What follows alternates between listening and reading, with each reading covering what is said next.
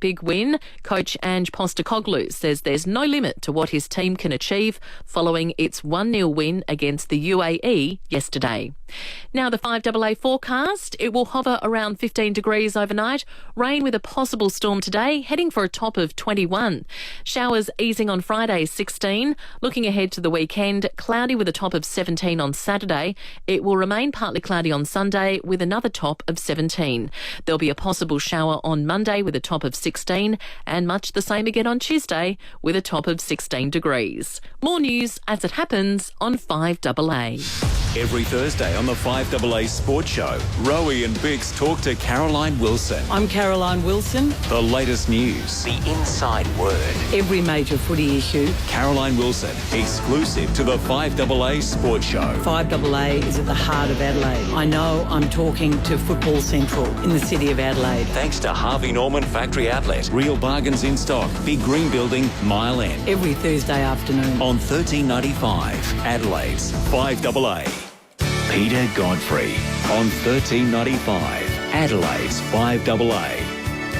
7 minutes past 5 and, we've just dropped a bit. 17 degrees. It was 19 a second ago. Been a very warm night and I think it's started to rain as well. But let's take a look at what's happening the other side of the ditch. Selwyn Manning with us now, editor of EveningReport.nz. Selwyn, how's your side of the ditch? Yeah, good morning, Peter. We're certainly the country here, all islands of New Zealand, absolutely in the grip of an absolute storm.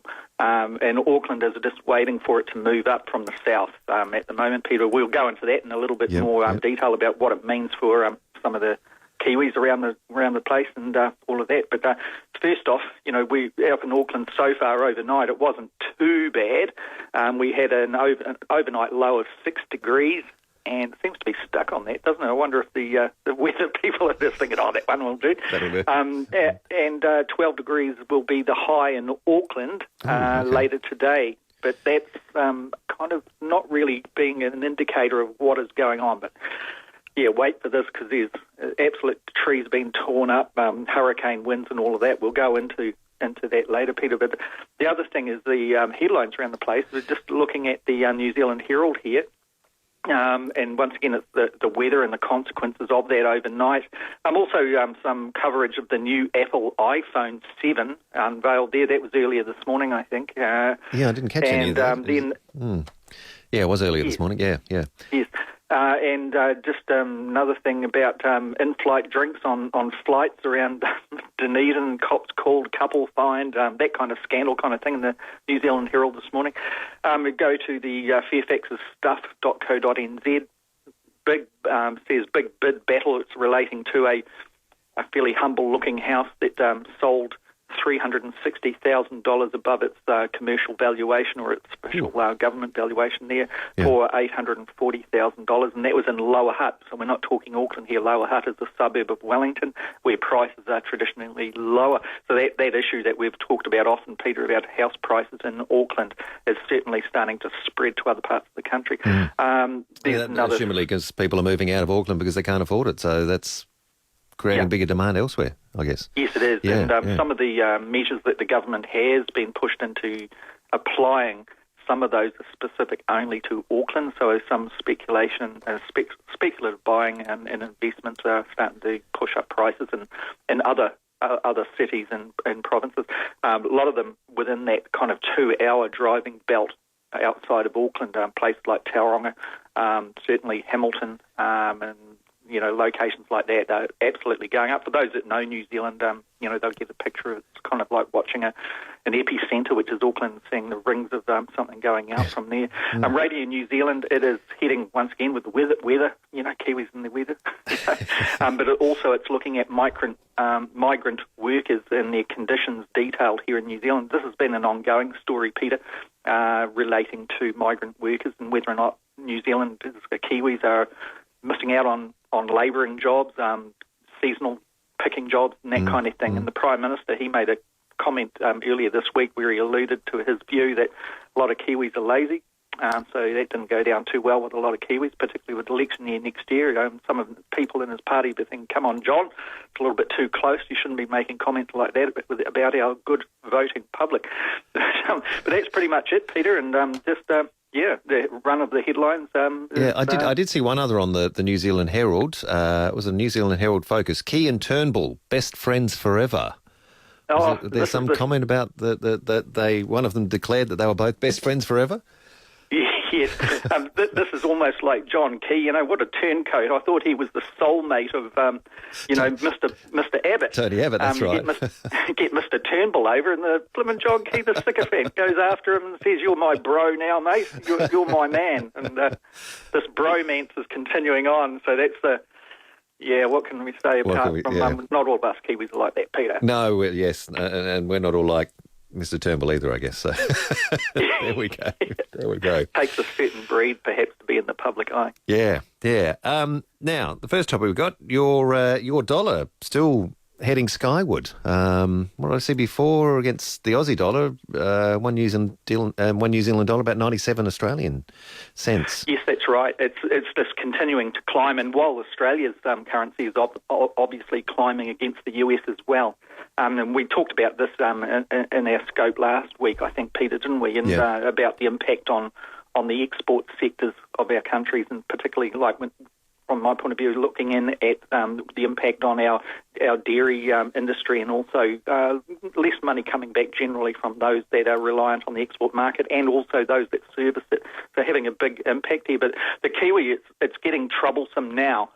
With the weak conditions in the United States relating around productivity and that type of sector, the Kiwi just keeps on going up. One of the big problems in causing this, of course, is that our OCR is sitting still at 2%, and I think Australia's slightly lower than that. 1.5. 1.5, yeah, and you maintained that 1.5 the other day, I think, didn't you? That's right.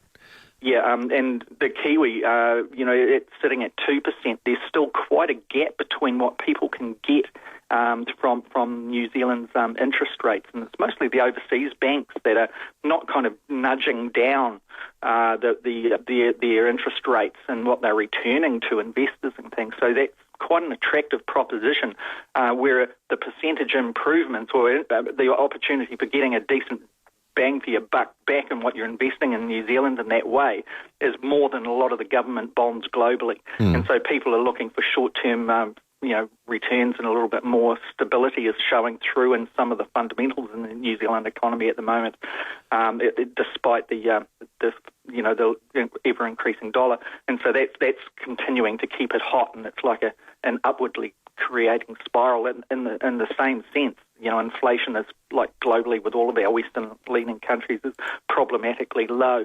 And, where is that going to track to the end of the year? Those are where the problems are. But this thing relating to the Kiwi and the Aussie dollar, it's almost getting to the point where it's parity. I think last night when the foreign exchanges were fixing, it was around about, when I say fixing, I don't mean it in a bad sense. I mean just getting figures out, Peter. Yep.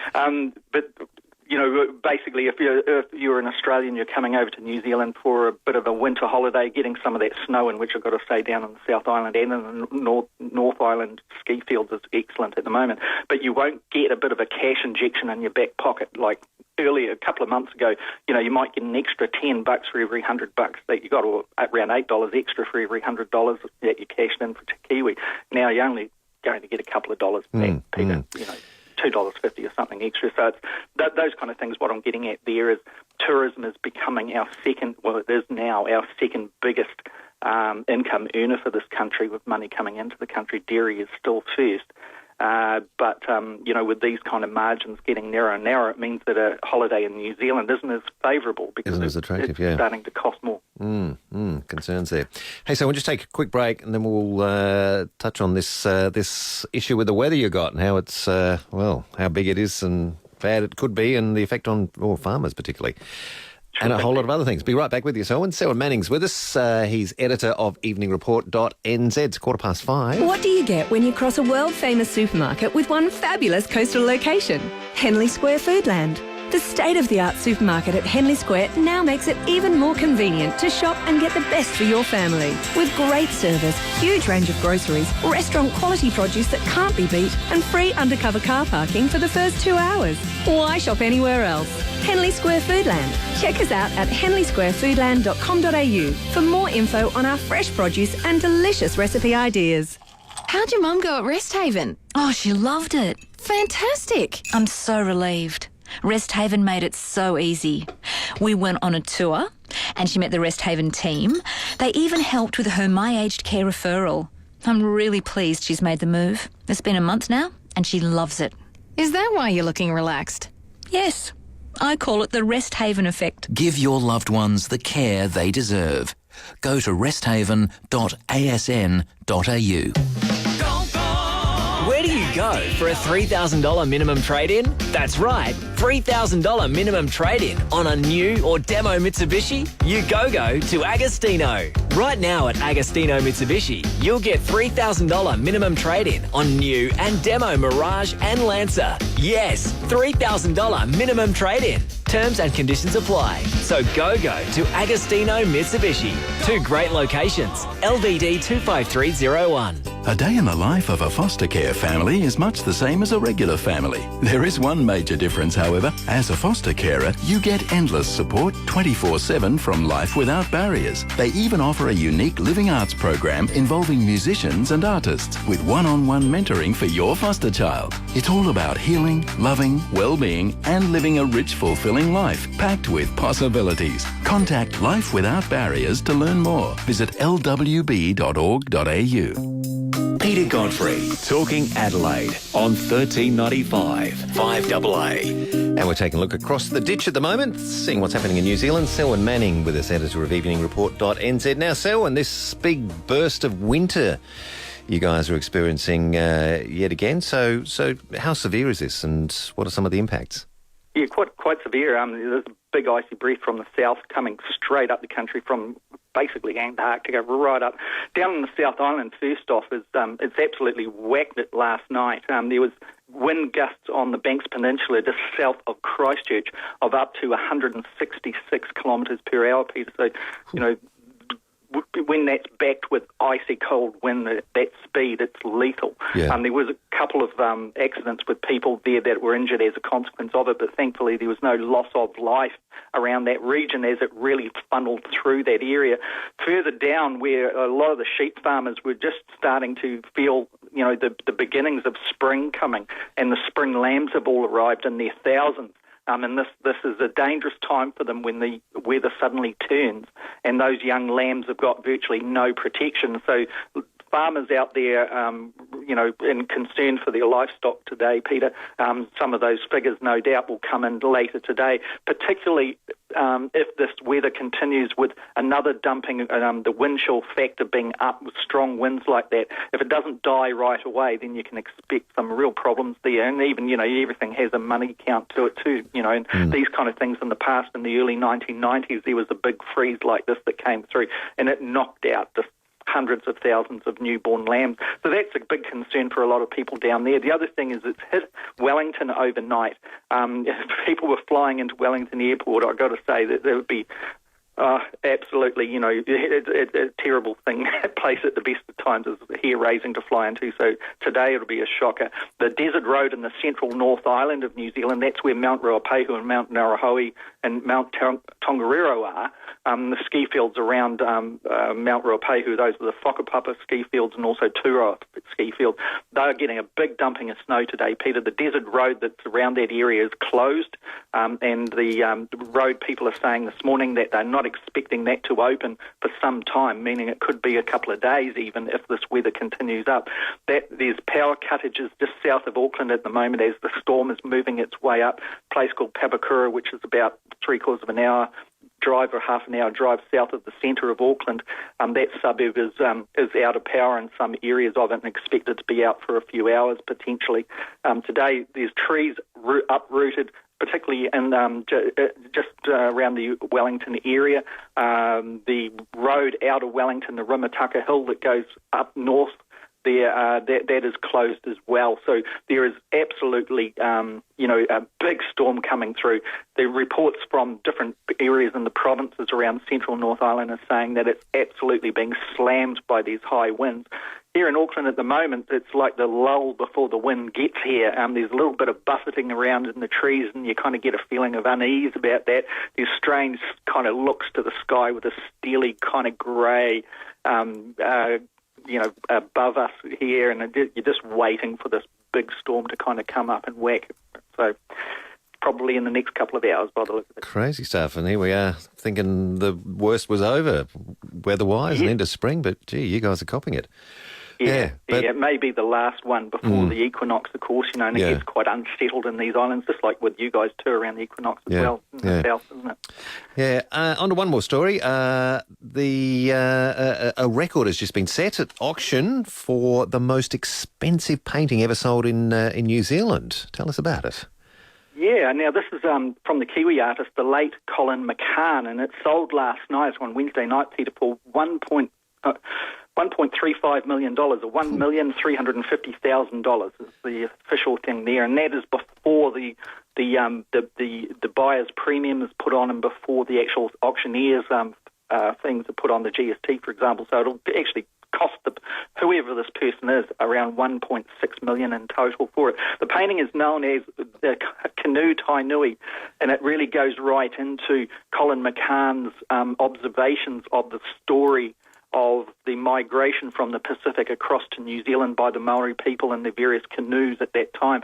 A lot of people are kind of saying that the art is as much in the actual message that he's putting there as it is in the artwork, the physical artwork itself. So it's like that's where a lot of Colin McCahon's skills were in picking up a mood in the message as well as the in the actual brush strokes, if you like. Now, Peter, I think you've got a photograph of it here too. Yeah. It's as a person who perhaps isn't as accustomed to a Colin McCahon, what's your impressions of it? Well, okay, if I can describe it. So it's a black background with basically white writing all over it, sort of in, eight boxes. With just words, some bold, some lighter. So I guess not with the title of it, I was looking for a painting of a canoe. To be honest, you're not going to get a canoe in the painting. No. So it's many would say, well, is it a painting? It's just it's a graffiti, and I'm not being disrespectful with that, but not knowing much about it, that's kind of what you'd almost think it is.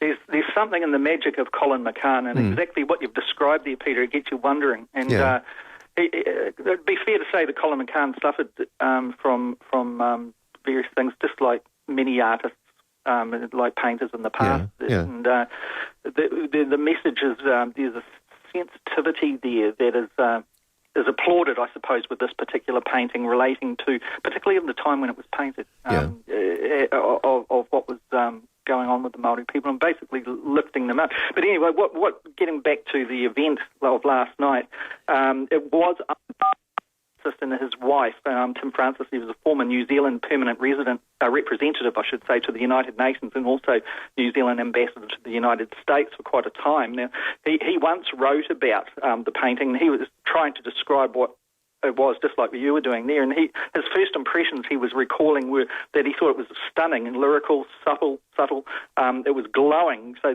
when you see these Colin McCahons in real life, it just doesn't look like a black bit of, wood or canvas with some writing on it. There's actually quite a thing to it there. And he said up until that point he he'd been apprehensive, I think is the word he said. The message in the painting was that Pākehā taking Maori objects, symbolisms, even history, and making them into something that weren't their own. But he said that Colin McCahon did something there that was quite different to that. So it's kind of what I was trying. Look, the difficulty in describing it, Peter, is part of the magic, I suppose, of the Colin McCahon. Yeah. But getting back to it last night, it went to apparently a Kiwi buyer. Okay. And apparently people can expect to see it on public show. Yeah. But nobody knows exactly who that person is. Okay. So it's a bit of mystery around that. But it's the biggest selling painting, but the biggest amount of money paid for a painting at auction in New Zealand, and that's $1.35 million. The next two close to that was around $1.2 million, I think it was, by $1.2 million by memory anyway, and that was for a Goldie painting, which is a very celebrated painter who painted a lot of the portraits of Maori people of significance back around the turn of the century and the 19th and 20th century turn there, and they're just like looking into a mirror. Lit by a candle. They're just something else. So that was the previous ones there. Oh, I've got to say too, Peter, that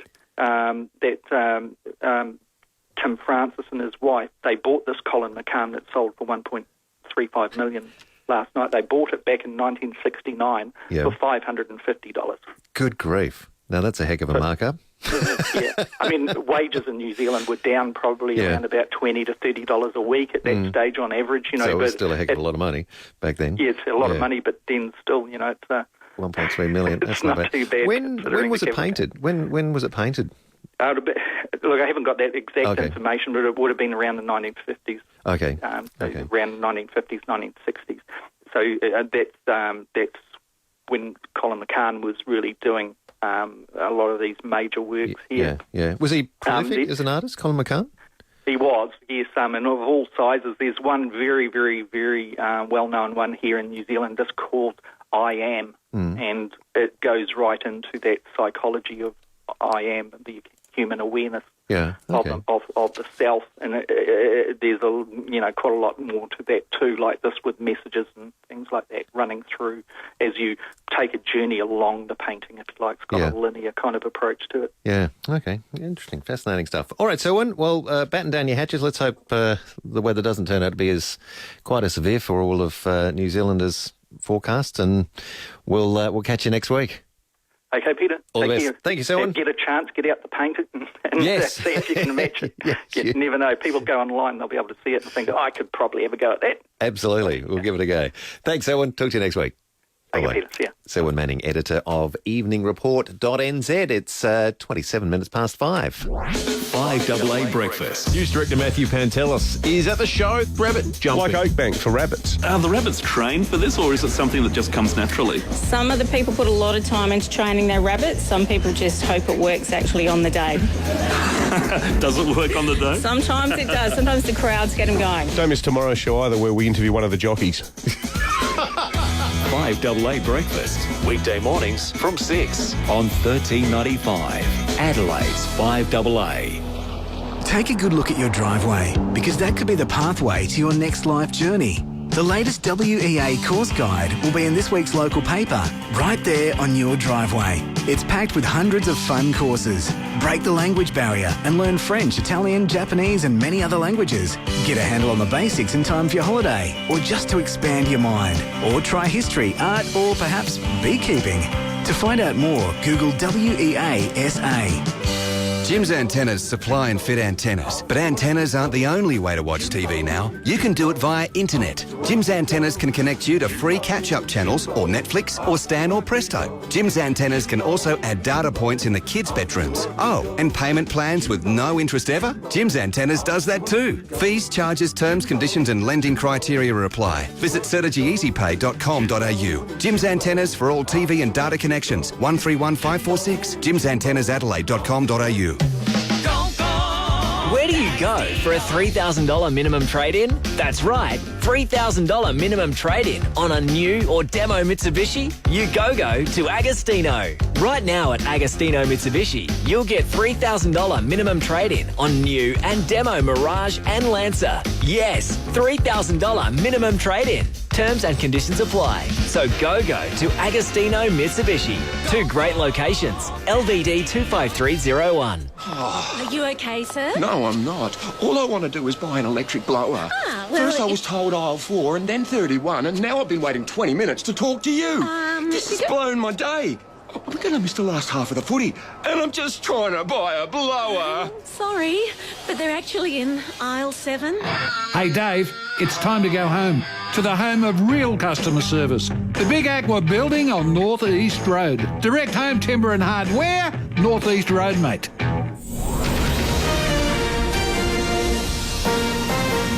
This is Adelaide's 5AA. Rain, a possible storm 21. It's 5:30. I'm Marcus Wilson. A funding boost for SAPOL, $4.1 million fast-track to deliver more than 300 police officers by 2018. It's a backflip by the state government, which had pushed back the spending until 2020 in this year's budget. But in a compromise, the Police Association has also agreed to a junior cadet wage for recruits under the age of 21. Engine trouble was behind an emergency landing at Adelaide Airport last night. An Emirates flight en route from Dubai to Brisbane touched down safely around 9 o'clock. The plane was carrying 328 people. Catholic schools in SA will be hit by strike action this afternoon. Teachers will rally in Victoria Square from 2:45 over their workload. They want it reduced as part of a push for better working conditions. Michael Kenny from Catholic Education SA is keen to see the stoush resolved. So we've been negotiating in good faith with the union for quite a while now, and we've made, in recognition of the workload of teachers, we've made some concession offers which the unions don't believe meet their mark. A man from the western suburbs will front court today charged with possession of aggravated child exploitation material and breach of bail. The 37-year-old was arrested yesterday by the Special Crimes Investigation Branch. It will be alleged the children depicted in the material were under the age of 14 years. Opposition leader Bill Shorten insists embattled Senator Sam Dastyari has a lot more to offer after stepping down over a Chinese donor saga. Senator Dastyari quit the front bench yesterday after days of mounting pressure over a Chinese donor wiping his personal travel debt. He pledged to continue serving as a New South Wales senator while promising to pay the price for his mistake. A Chinese delegation will be sampling the best SA has to offer over the next couple of days. The Royal Show, food and wine from McLaren Vale and an Adelaide 36ers game are on the itinerary. Trade Minister Martin Hamilton-Smith is proud to host the delegation. Well, we have 245 Chinese investors and buyers here today.